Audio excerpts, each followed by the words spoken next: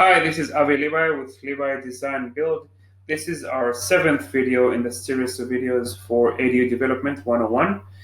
On this video, after we've finished covering the previous ones, the first phase of your project, the design, planning, and permitting, in the next few ones, we're going to cover the getting a contractor, estimates, construction, and finalizing your project ready to get it occupied. In this specific video, I'm going to cover the process of getting a contractor on board, getting estimates on board, qualifying your contractor and their estimates, and how to get to it. So if you've ever had the opportunity or the chance to try to find a contractor, you know that finding a good contractor and the right contractor is not an easy task. You do need to do your due diligence before you hire your contractor. Price should never ever be the main factor when you make a final decision on who you want to build your ADU. First step is create a detailed scope of work. The scope of work is going to be the single most important thing that you would want to start with, and it's also something that you would like to incorporate on your construction agreement. It's probably even more important than your price. Including that scope, the project overview, what is the project, in general description, what are the deliverables that your contractor is responsible, what are your responsibilities, what are the contractor tasks that he needs to complete and do, what are your tasks that you need to complete and do, what is the schedule summary of the project and management, meaning what steps are going to take, what's the time frame for those steps to take, and who's going to be the a person in charge to manage those different steps. Once you have that scope of work, it's time to get contractors on board. And the first thing I would recommend is start with getting referrals. There's nothing like getting a good referrals from friends, family, neighbors. Ask your design team if you're using a design team, and I'm sure you will use a design team to get your plans in place. And they should have good builders that they have a relationship with. They can recommend you to. Ask them for those recommendations. And lastly, if you haven't been able to get enough contractors on board to get your estimates, search professional organization directories. When I'm talking about search directories like Houzz, Yelp, Angie's List, and so on. Again, those are good places to search, but you need to really qualify your contractor, not just based on those directories. We'll talk about it in a second. Once you have gathered at least 3 to 4 different contractors, good contractors that you feel good about and that you would like to meet in person, you would want to qualify them. The way that you will qualify them is meeting them in person at your property, and when you have your plans ready to present to them, and you're gonna want to ask a few questions. I really suggest to have a pen and paper ready.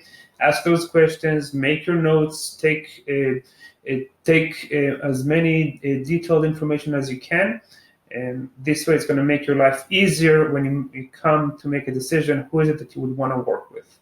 The main questions that you should ask, and again, those are just the main questions, they're not the only questions, are the following.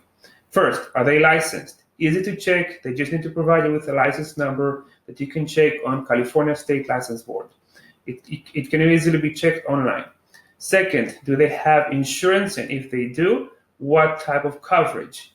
It's really important that your contractor is going to have good insurance in place. Ask them to provide you with a certificate, copy of it, so you can see what type of an insurance they carry.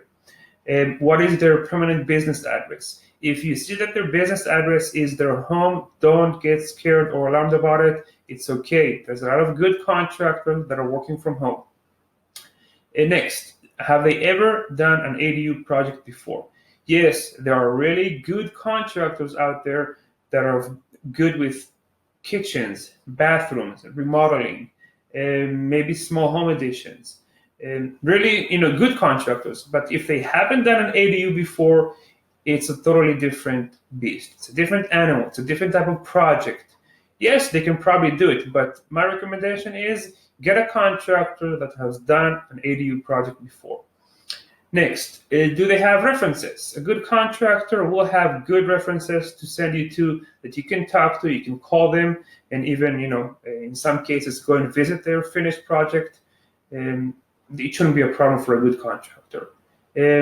Are they willing to take you to visit one of their job sites? The main thing that you would want to go and visit a job site is to see how they run their job site, how clean it is, how the crew is, working on that job site, so you can get a feeling of what you should expect if you're going to hire them. And another thing is you want to ask and you want to make sure that they will provide you with a detailed contract once you guys are going to agree on all the terms for the project.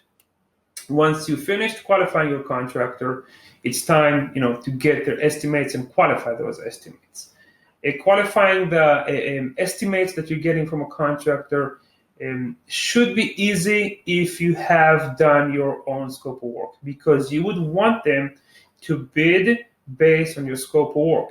Yes, you will supplement that scope of work that you're going to create together with the plans, the designs, the engineering, and any additional documents you have. But the guidelines for them to bid is your scope of work, and you would want them to give you a breakdown for the different trades and the different schedule of payment for everything that's going to happen on your project. Don't let the price, I'm going to repeat it again, I know I said it already, don't let the price to be your guideline.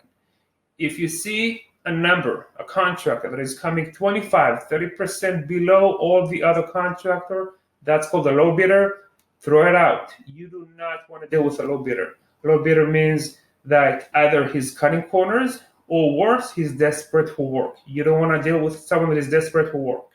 The single most important factor in choosing your contractor out of everything I just described is how you guys are communicating. If you guys are going to have a good connection, if you're communicating great and well during the qualification process, it's a good sign. Lastly, once you qualify the contractor, you qualify the estimates, you want to have a contract in place. You got to have a contract in place. It's something that you would not want to leave out. Leave no detail out. Join your contract with your contractor. If something goes wrong, and things sometimes go wrong, that's going to be your main tool to protect you and to prove your case. Insisting on a clear contract is not about mistrust, it's about ensuring a successful project. Again, I'll repeat it again. So create a detailed scope of work, get referrals, get your contractors, get 3 to 4 contractors that you're going to qualify their bids and estimates based on your scope of work, and once you chose your contractor, get a contract in place. That's it for this one. Talk to you next time on what's going to be happening on your construction and inspections. Thank you for listening.